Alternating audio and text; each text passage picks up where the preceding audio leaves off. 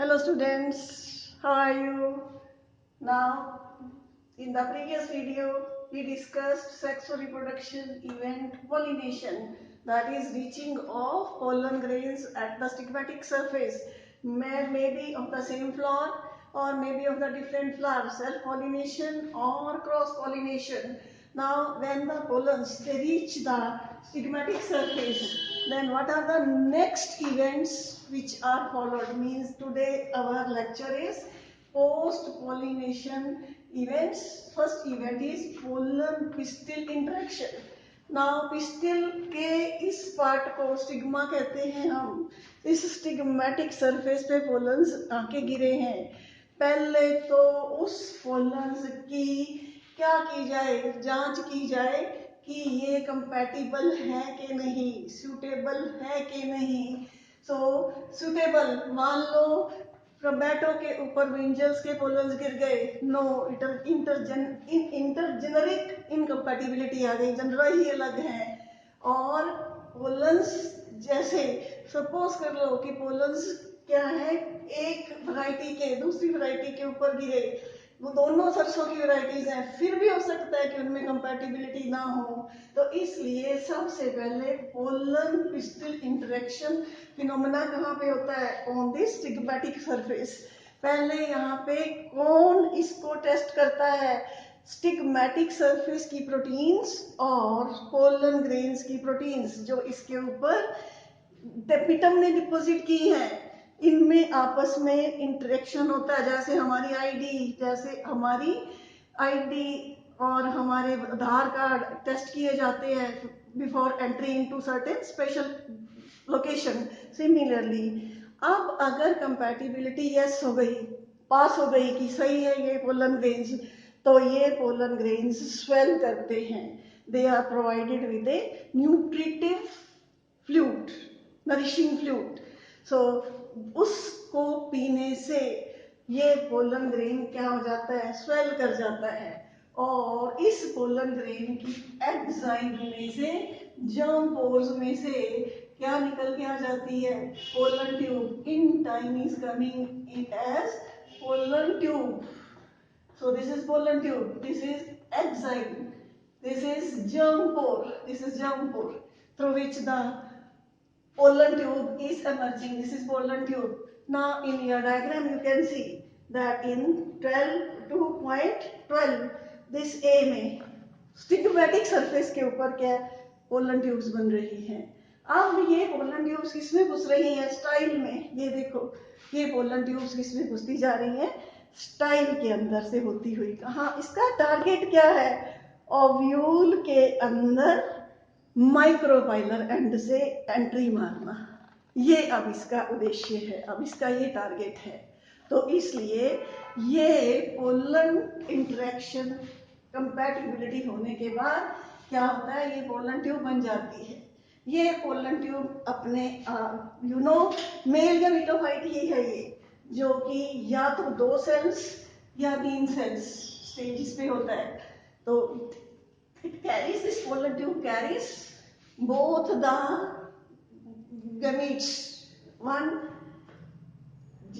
this gametic cell, other tube cell. अब इसमें 2 sales हैं, तो एक को हमने क्या कहा है, जनरेटिव न्यूक्लियस, जनरेटिव सेल, और दूसरे को क्या कहा है, ट्यूब, जो कि ट्यूब बना रहा है. वेजिटेटिव काम है, सिर्फ पहुंचाना है जनरेशन, उसका कोई लेना देना नहीं है सेक्सुअल रिप्रोडक्शन के जाइगोट फॉर्मेशन में. तो ये पोलन ट्यूब अंदर चली जाती जाएगी. और अगर ये 2 सेल स्टेज में है तो ओके, अगर तो फिर ये डिवाइड करेगा एक ट्यूब न्यूक्लियस. और अगर ये 3 सेल्स में है तो ये अपने टारगेट पे पहुंच जाएगी. वहां पे टारगेट पे पहुंचने के बाद ये पोलन दिस ओवरी के अंदर माइक्रोपाइलर एंड से एंट्री मारेगी. ये माइक्रोपाइलर एंड, ये क्या है, सेंट्रल सेल. इस सेंट्रल सेल, सिर्फ इतना सा फोकस किया हुआ है इसमें, सिर्फ इतना सा. टू एक्सप्लेन फर्दर, देखो ये सेंट्रल सेल है, इसमें से होती हुई क्या आ रही है, पोलन ट्यूब. पोलन ट्यूब सिर्फ इसने एग अपरेटस को फोकस किया है। सेंट्रल सेल के अंदर माइक्रोपाइलर साइड में ये क्या पड़े हैं, एक एग सेल और एक साइनर्जिड। अब ये पोलन ट्यूब साइनर्जिड को कुचलती हुई उसके फिलिफॉर्म अपरेटस से डायरेक्शन लेती हुई किसमें घुस जाती है, एग सेल में, एंड वहां जाके ये साइनर्जिड के एग के साइटोप्लाज्म में जाके बस्ट कर जाती है, पटाखा बजता है जैसे। तो उसमें क्या लिबरेट हो जाते हैं, one of the male gametes and two tube cells, 3 cells X maximum है इसमें, वो यहाँ आके लिबरेट हो जाते हैं। तो इस तरह से क्या है, ये किस तरफ अग्रसर हो जाती है, it proceeds towards fertilization events. Now the fertilization events they start. So this fertilization is double fertilization phenomena seen in angiosperms. One of this tube nucleus fuses, one of the generative nucleus that fuses with the egg cell, and other fuses with the two polar nuclei, ये जो इसने आके यहाँ liberate किए हैं। इस तरह से 2 पोलर न्यूक्लियाई और एक this vegetative cell, that is which tube nucleus has brought, 3 fuse करके क्या करते हैं, triple fusion. All are haploid cells and उनके 3 फ्यूजन्स से एक फिनोमेना अचीव हो जाता है, what is that called, triple fusion. And one of the cells which is generative cell which this pollen tube has brought gets fused with the egg cell and forms 2n zygote. This is fertilization, syngamy. So दो fusions, 2 fertilisation simultaneously कहाँ हो रही हैं, embryo sac में, और इस phenomena को क्या कहते हैं, double fertilization. This double fertilization phenomena is characteristic to angiosperms. कहीं दुनिया में और किसी प्लांट ग्रुप में तुम्हें ये देखने को नहीं मिलेगा जिसमें 2 this fusions, one true fusion। True fusion क्या कहने से मतलब है कि जिससे अगली जनरेशन का उत्पत्ति होनी है, जाइगोट सेल बनना है, और this is true fertilization syngamy. And other is triple fusion. This triple fusion पहले क्या है, 3 न्यूक्लियाई फ्यूज हुए, तो तीनों के फ्यूजन से जो न्यूक्लियस बना उसको क्या कहते हैं, प्राइमरी एंडोस्पर्म न्यूक्लियस। अब इसने थोड़ा सा साइटोप्लाज्म घेर के और ये क्या बन गया है, primary endosperm cell, primary endosperm cell. And this primary endosperm cell is future में ये क्या बनेगा, एंडोस्पर्म न्यूट्रिटिव टिश्यू, जो जाइगोट जब एम्ब्रियो बन रहा होगा तो उसका लालन पालन करेगा। इसका मतलब ये हुआ कि हर एंजियोस्पर्मिक प्लांट में एंडोस्पर्म बनता ही है और उसकी प्लाइडी क्या है, 3n। तो ये सरवाइव करे या ना करे लेकिन बनता जरूर है। एंड जाइगोट की क्या प्लाइडी है, 2n।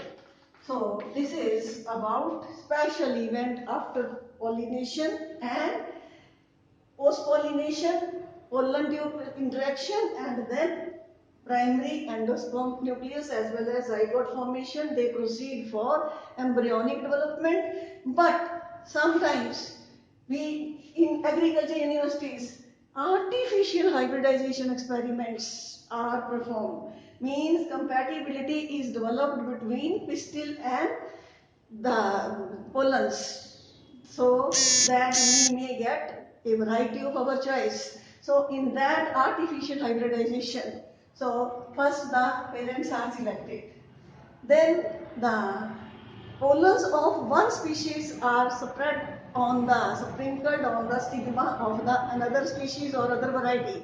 So then इसलिए अगर फ्लावर बाइसेक्सुअल है जिसको हमने फीमेल फ्लावर की तरह एक्सेप्ट करना है वेरी बिगनिंग शुरुआत में ही अभी जब क्या है पोलन मैच्योर नहीं हुए एंथर्स ही रादर नहीं मैच्योर हुए तो उसमें इमेसिकुलेशन कर देते हैं मींस उसमें से मेन पार्ट को काट देते हैं तोड़ देते हैं प्रिक कर देते हैं और बाकी के बचे हुए पार्ट्स के ऊपर बैगिंग कर देते हैं सो बटर पेपर से या पॉलीथीन बैग से उसको कवर कर देते हैं जैसे और देखते रहते हैं कि स्टिग्मा की कंडीशंस क्या हैं जैसे ही प्लांट सेक्सुअल मैच्योरिटी अटेन करता है तो फिर उसके ऊपर रिक्वायर्ड डिजायर्ड पोलन्स डस्ट कर देते हैं नेक्स्ट स्टेप इज डस्टिंग